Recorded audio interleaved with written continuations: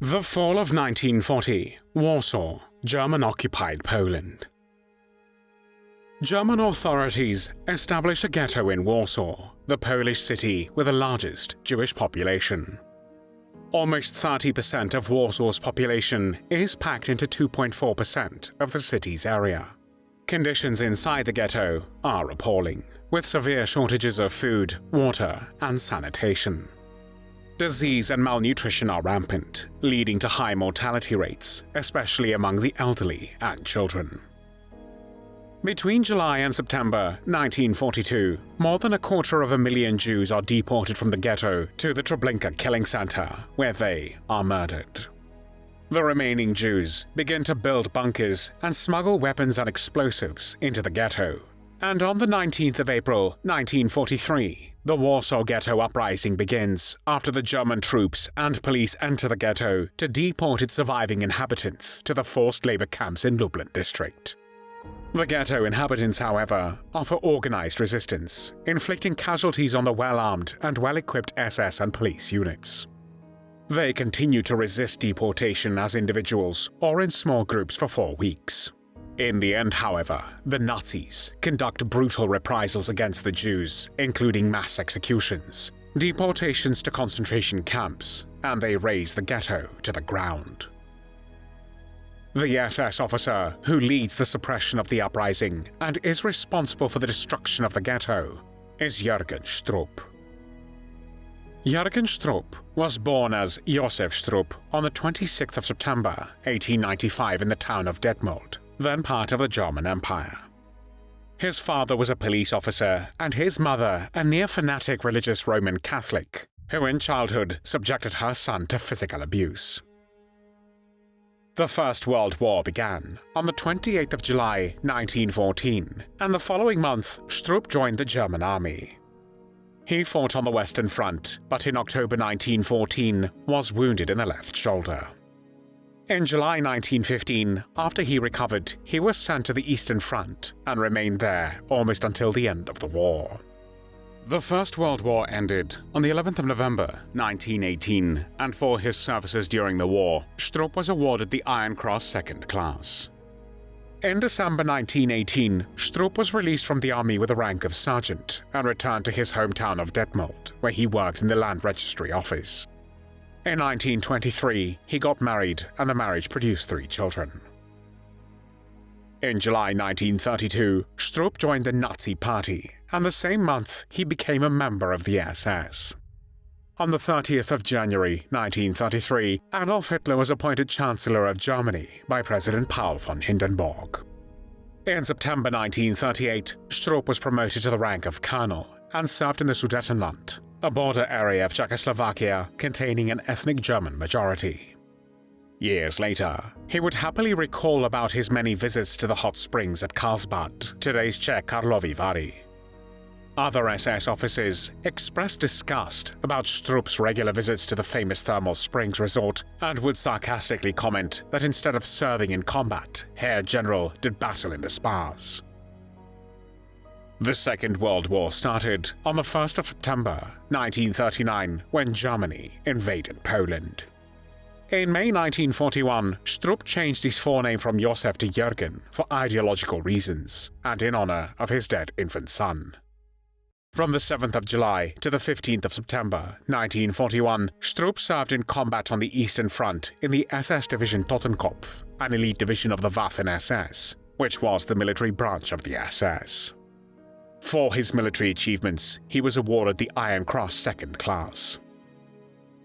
In September 1942, he was promoted to Major General and became a police leader for Russia South. He was also assigned as an inspector for both the Security Police and Security Service of the Higher SS. On the 17th of April 1943, Stroop was sent to Warsaw by SS leader Heinrich Himmler to crush what was becoming the largest uprising by Jews during World War II. German authorities had decreed the establishment of a ghetto in Warsaw on the 12th of October 1940. The decree required all Jewish residents of Warsaw to move into a designated area, which German authorities sealed off from the rest of the city in November 1940. In December of the same year, the Germans called for the death penalty for Jews who had left the ghetto without permission. The same penalty awaited any person who knowingly gave shelter to such Jews. The ghetto, which became the largest of all Jewish ghettos in Nazi-occupied Europe during World War II, was enclosed by a wall that was over 10 feet high, topped with barbed wire, and closely guarded to prevent movement between the ghetto and the rest of Warsaw. The population of the ghetto, increased by Jews compelled to move in from nearby towns, was estimated to be over 450,000 Jews. German authorities forced ghetto residents to live in an area of 1.3 square miles with an average of 7.2 persons per room. Proper hygiene was almost impossible, as many homes did not have running water. Extreme overcrowding, minimal rations, and unsanitary conditions led to disease, starvation, and the death of thousands of Jews each month. An average daily food ration in 1941 for Jews in Warsaw was limited to 184 calories, compared to 2,613 calories for the Germans. An official German order stated that the basic provisioning for the Jewish residential district must be less than the minimum necessary for preserving life, regardless of the consequences. The hunger in the ghetto was so great that dying people were laying in the streets, and small children were seen begging. Between 1940 and mid-1942, 83,000 Jews died of starvation and disease. When a resident from the Warsaw Ghetto passed away, their families would place the body in the street, and it would be picked up in the morning by a funeral cart that made its rounds every day. The Warsaw Ghetto Uprising began on the 19th of April, 1943, and was sparked by the Nazis' final attempt to liquidate the ghetto and deport its remaining inhabitants to concentration camps. Armed Jewish fighters launched a coordinated attack against German forces, and despite being heavily outnumbered and outgunned, they put up fierce resistance against the German forces for nearly a month. They employed guerrilla tactics, homemade weapons, and underground bunkers and tunnels. Stroop came to Warsaw as a replacement for SS Senior Colonel Ferdinand von Zammern-Frankenegg, who was unable to suppress the uprising at the onset. Moreover, Stroop had more experience with counterinsurgency techniques, especially due to his recent service on the Eastern Front, where he participated in counterinsurgency operations in Ukraine. Under his command were assigned a large number of Waffen-SS units, German and Polish police forces, German army engineers, and various Ukrainian, Lithuanian, and Latvian Guard units. Stroop ordered the entire ghetto to be systematically burned down and blown up, building by building. After the suppression, on the 16th of May, 1943, Stroop ordered the destruction of Warsaw's Great Synagogue. After the war, he recalled nostalgically this experience. He said, "What a marvelous sight it was. A fantastic piece of theater. My staff and I stood at a distance.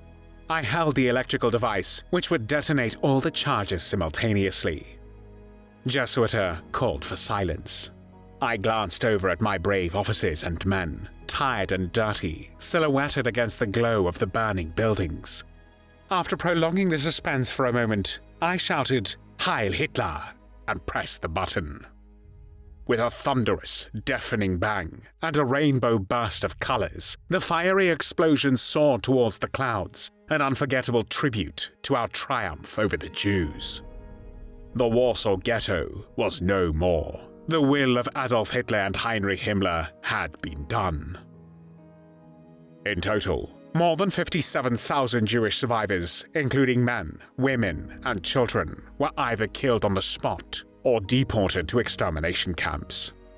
On the other hand, German forces had 110 casualties.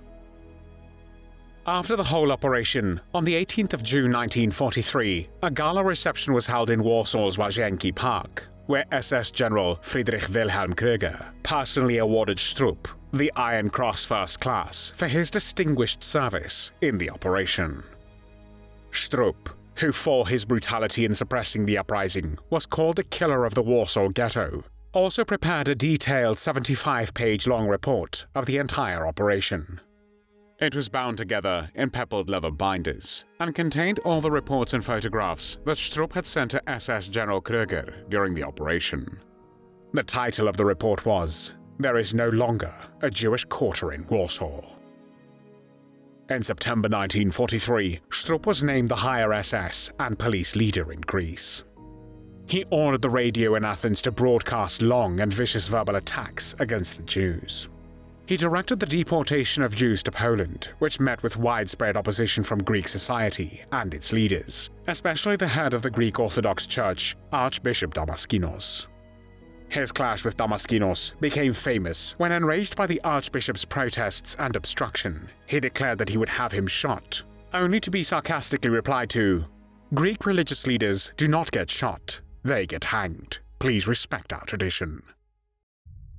After a month in his new office, Stroop had more enemies than friends. He was constantly attacking Colonel General Alexander Löhr and his authority to run anti-partisan operations. He also openly criticized the way in which the German ambassador, Hermann Neubacher, was managing Greek politics.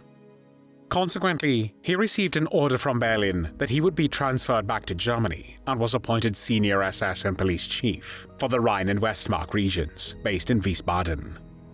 Between October 1944 and March 1945, 9 airmen of the United States Army forces were summarily executed after they were shot down and captured in Stroop's district.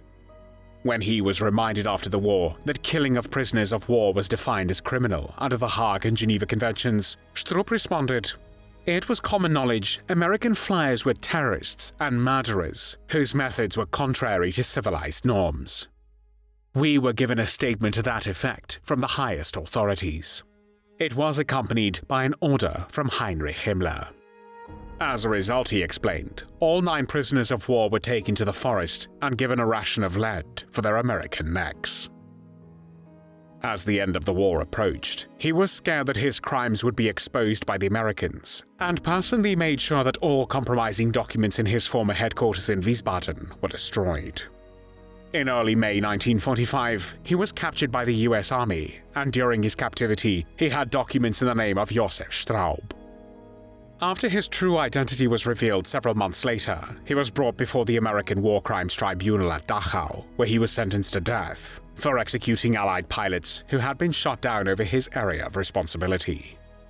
Stroop would later say that nearly all of those judges were Jews or Freemasons, as most of them had dark hair. However, the sentence was not carried out because he was extradited to Poland, where he was tried again. There, he was again found guilty of war crimes and sentenced to death.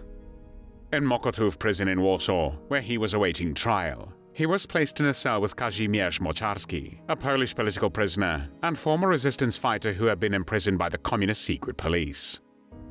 After his release in 1956, Mocharski wrote a book about his time with Stroop, named Conversations with the Executioner.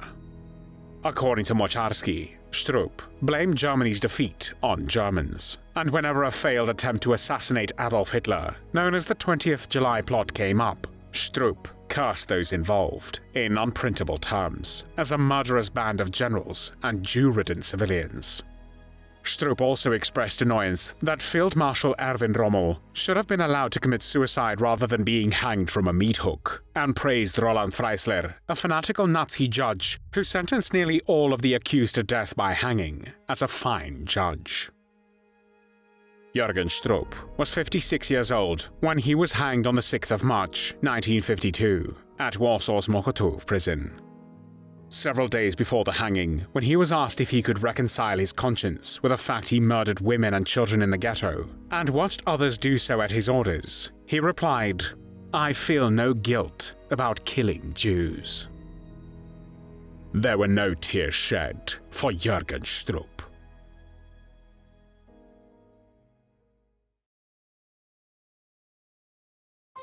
Thanks for watching the World History Channel. Be sure to like and subscribe, and click the bell notification icon so you don't miss our next episodes. We thank you, and we'll see you next time on the channel.